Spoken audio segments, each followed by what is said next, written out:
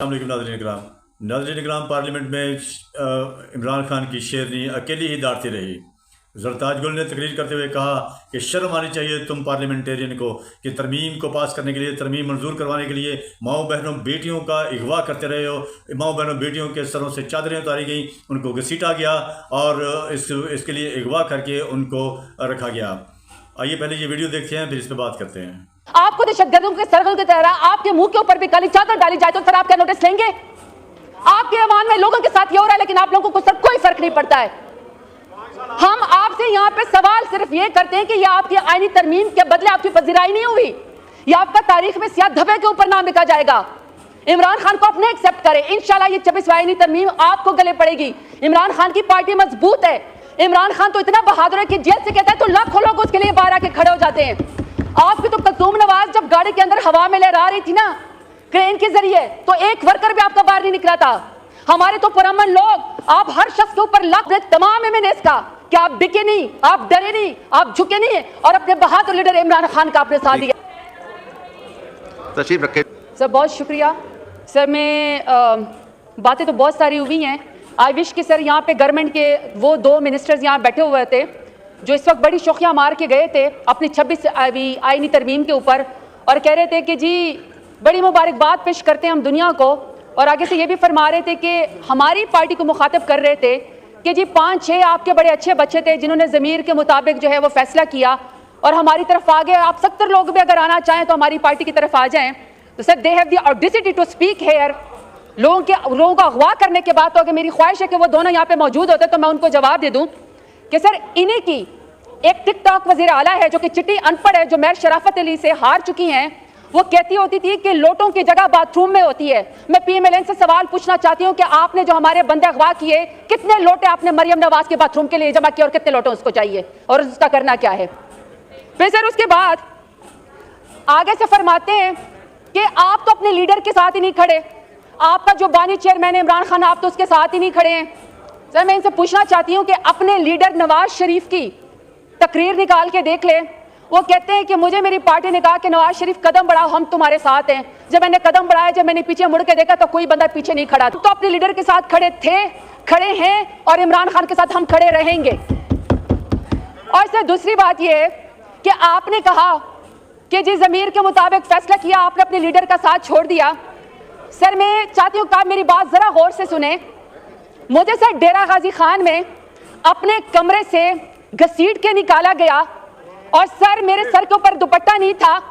سر مجھے جب گاڑی میں بٹھایا گیا تو میں سر پارلیمانی لیڈر ہوں، میں 2 دفعہ ڈیرہ غازی خان کے غیور عوام کے نام پہ عمران خان کے نام پہ ووٹ لے کر آئی ہوں، تو سر میری آنکھوں کے اوپر کالی پٹی باندھی گئی، میرے سر کے اوپر دہشت گردوں کی طرح کالا کپڑا ڈالا گیا۔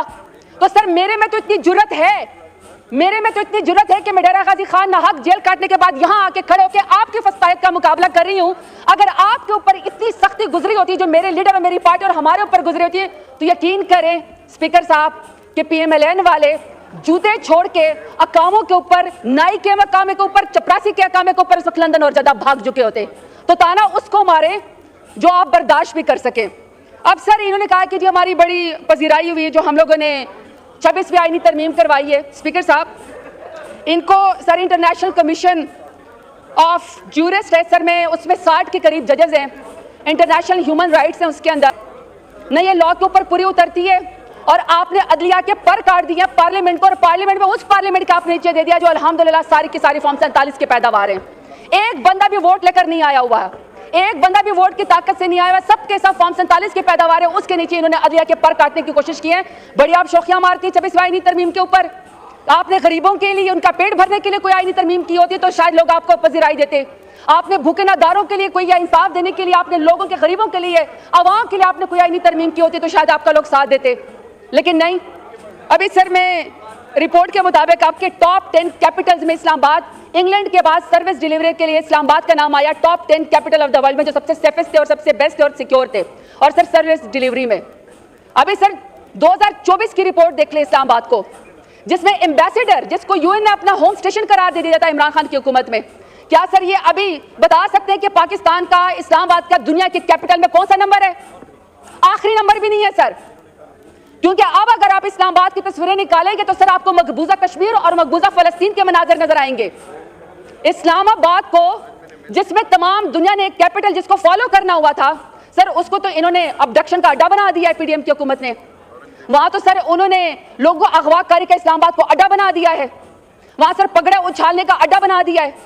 لوگوں کی بہنیں بیٹیوں کو اغوا کرنے کا اسلام آباد کو اڈا بنا دیا ہے. سر کوئی ان کو خیال ہے کہ اسلام آباد کا امیج یا پاکستان کا امیج انہوں نے کیا کر دیا ہے؟ وہ گمنامی میں رہے. ان کی بیگم صاحبہ کو آپ نے ناحق جیل کے اندر ڈالا. پھر آپ نے علیمہ خان کو ان کی بہنوں کو, آپ نے عظمیٰ خان کو جو ان کی عزتدار بہنیں, آپ نے ان کو بھی جیل کے اندر ڈال دیا.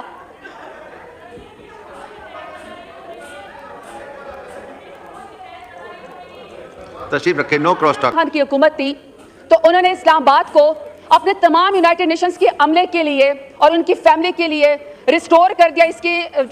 ناظرین کرام, آپ نے دیکھا کہ زرتاج گل نے کس طرح سے عوام کو ہلا ڈالا, کس طرح سے پارلیمنٹرین کے ضمیر کو جھنجھوڑ ڈالا. ان کو یہ کہا کہ آپ کو شرم آنی چاہیے. اور آپ کی ٹک ٹاکر وزیر اعلیٰ جو یہ کہتی تھی کہ لوٹوں کی جگہ صرف واش روم میں ہے, اب میں ان سے یہ سوال کرتی ہوں کہ اب اتنے لوٹوں کا مریم نواز کیا کرے گی, ان کے استعمال کہاں پہ کرے گی؟ آپ کو شرم آنی چاہیے ایسی ترمیم کرتے ہوئے.